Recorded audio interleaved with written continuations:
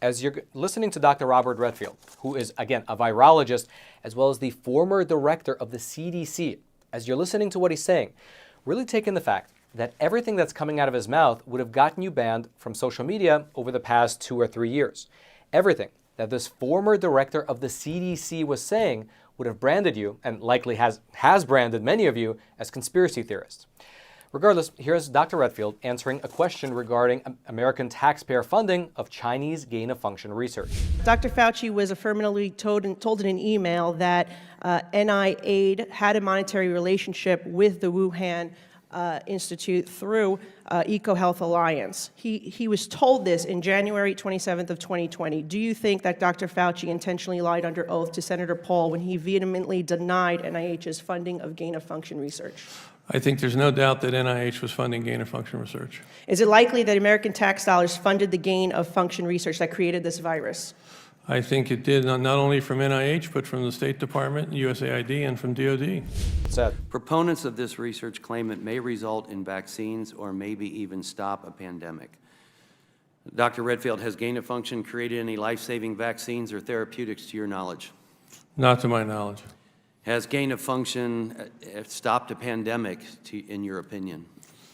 No, on the contrary, I think it probably caused the greatest pandemic our world has seen. Then, in terms of the physical evidence for why he thinks that the virus might have come out of the Wuhan lab, Dr. Redfield began by pointing out 3 suspicious events that took place in the Wuhan virology lab back in September of 2019. I will say, if you go back and look, it's declassified now. And I'm sure you'll all have your classified briefings, but the declassified information now, in September of 2019, 3 things happened in that lab. One is they deleted the sequences. It was highly irregular. So researchers don't usually like to do that. Second thing they did was they changed the command and control of the lab from the civilian control to the military control. Highly unusual, and I've been involved in dual-use labs when I was in the military. And the third things they did, which I think is really telling, is they let a contractor redo the ventilation system in that laboratory. So I think clearly there was strong evidence that there was a significant event that happened in that laboratory in September. It's now been declassified. You can read it. I'm sure there's more classified information around it. Then, tapping into his virology background and going a bit further into why he thinks that the virus might have come from a lab rather than just from nature, Dr. Redfield discussed the unique characteristics that are present in the SARS-CoV-2 virus. Here's what he said. I also expressed, as a clinical virologist, that I felt it was not scientifically plausible that this virus went from a bat to humans and became one of the most infectious viruses that we have for humans.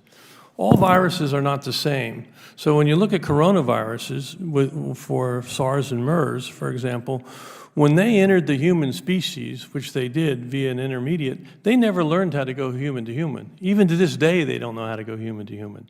January 31st, 2020, Dr. Fauci is warned by Dr. Christian Andersen that some of COVID-19's features potentially look engineered. And the genome is inconsistent with expectations from evolutionary theory. Dr. Redfield, did you agree, in your opinion, with Dr. Andersen's assessment at the time that this virus did look engineered? I was concerned because of the presence of the furin cleavage site that we've talked about. And I think it's important to understand what that cleavage site does. That cleavage site totally changes the orientation of the binding domain of COVID. So it now, which could not see the ACE2 receptor, which is the human receptor, it totally changes the orientation now, so it has high affinity for a human receptor. So that furin cleavage site bothered me. It didn't seem that it belonged there. And then when you look at the sequences that it used, and it's beyond the committee, but I know many of you have looked into it, the sequences that they used in those 12 nucleotides for arginine were the arginine sequences, nucleotide triplet, that coded for the human arginine. So why did this virus have the arginine sequences for human there, not bat? It was very disconcerting to me. It looked like this virus was engineered.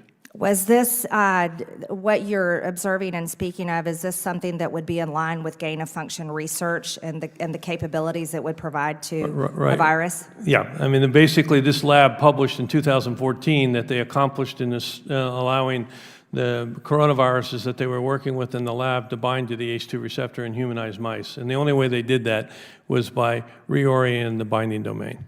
And it was clear to them at this time that that was likely the issue in their private conversations. Yet by February 4th, a paper on the origins of COVID is drafted by 4 participants of the February 1 conference call.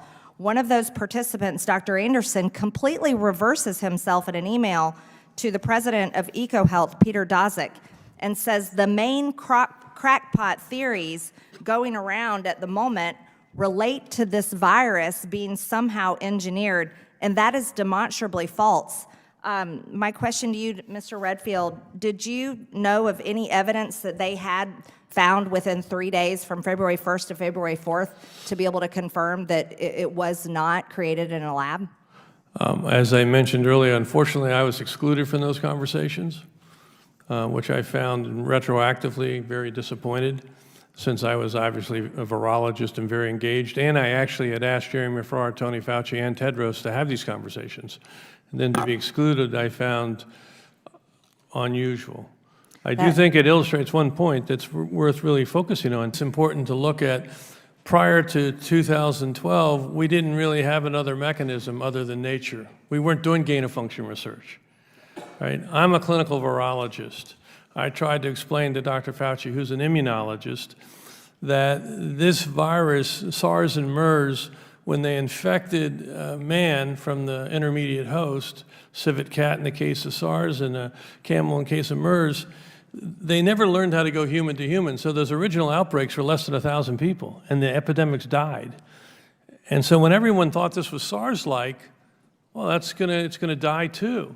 But this virus was immediately the most infectious virus, not the most, I think probably right behind measles, virus that we've ever seen infect man. So I immediately said, wait a second, this isn't natural. And then you go back and look at the literature and you find in 2014, this lab actually published a paper that they put the H2 receptor into humanized mice so it can infect human tissue. And then you learn that the new COVID, which came from bats, now can hardly replicate in bats. Yeah. So how does that happen? So I said that my view as a virologist, again, my hypothesis, and I never discredited them for their hypothesis, it's the spillover, was that this was most likely to come from the lab. And Dr. Redfield, I want to stick with you. You have said before that you were locked out of conversations about the lab leak by Dr. Fauci and Dr. Collins. Do you think they kept you out of the conversations because you believe COVID-19 may have come from a lab? Yeah, I think I made it very clear in January to all of them why we had to aggressively pursue this, and I let them know as a virologist that I didn't see that this was anything like SARS or MERS because they never learned how to transmit human to human, that I felt this virus was too infectious for humans. There was a lot of evidence that lab actually published in 2014 that they put the H2 receptor into humanized mice so it could infect human tissue. I think, we had to really seriously go after the fact that it came from the lab, and they knew that that was how I was thinking, although I thought we had to go after both hypotheses. And I was told later, I didn't know I was excluded. I didn't know there was a February 1st conference call until the Freedom of Information came out with the emails, and I was quite upset as the CDC director that I was excluded from those discussions. Why would they do this? Because I had a different point of view, and I was told they made a decision that they would keep this confidential until they came up with a single narrative, which I will argue is antithetical to science. Science never selects a single narrative. We foster, as my colleague here just said, we foster debate. Mm-hmm. And we're confident that with debate, science will eventually get to the truth. This was an a priori decision that there's one point of view that we're going to put out there, and anyone who doesn't agree with it is going to be sidelined. And as I say, I was only the CDC director, and I was sidelined. Now, in that last clip, Dr. Redfield mentioned the infamous February 1st meeting, which eventually resulted in the infamous paper, the one that's called Proximal Origins of COVID-19. If you're interested in the full story behind that meeting and that paper and what the released emails from within the government showed about Dr. Fauci's role in influencing the conclusion of that paper, well, you can click on that link right there because we did a rather long episode going step by step into what actually happened behind the scenes. Here's what Dr. Redfield said when questioned about this particular episode. Because it was told to me that they wanted a single narrative and that I obviously had a different point of view. Okay. In emails following the conference call, 4 of the 11 scientists told Fauci that they all found the genetic sequence inconsistent with expectations from evolutionary theory, basically what you're saying. However, just 3 days later, these 4 scientists had drafted a paper arguing the exact opposite, and that's now the infamous proximal origin of SARS-CoV-2. Our investigations show that this paper was prompted by Dr. Fauci, among others, with a goal to disprove the lab leak theory. What is the likelihood that these scientists came across additional information just 3 days after making these statements to conclude with such certainty that COVID-19 came from nature instead of the lab leak that they thought it was 3 days earlier? Yeah, I think it's unfortunate. Again, I've said this before, that this whole approach that was taken on February 1st and subsequently in the month of February, if you really want to be truthful, it's antithetical to science.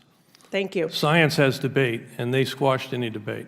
Thank you. Given what we know now and looking at all the conversations in February of 2020 and before the release of the paper, do you think that Dr. Fauci used this paper to hide the gain-of-function research created this virus? I can't talk about Fauci's motivation. Do you think that the paper does hide the truth? I think it's an inaccurate paper that basically was part of a narrative that they were creating. Remember, this pandemic did not start in January at the seafood market. We now know there was infections all the way back into September. This was a narrative that was decided that they were going to say this came from the wet market, and they were going to do everything they could to support it, to negate any discussion about the possibility that this came from a lab.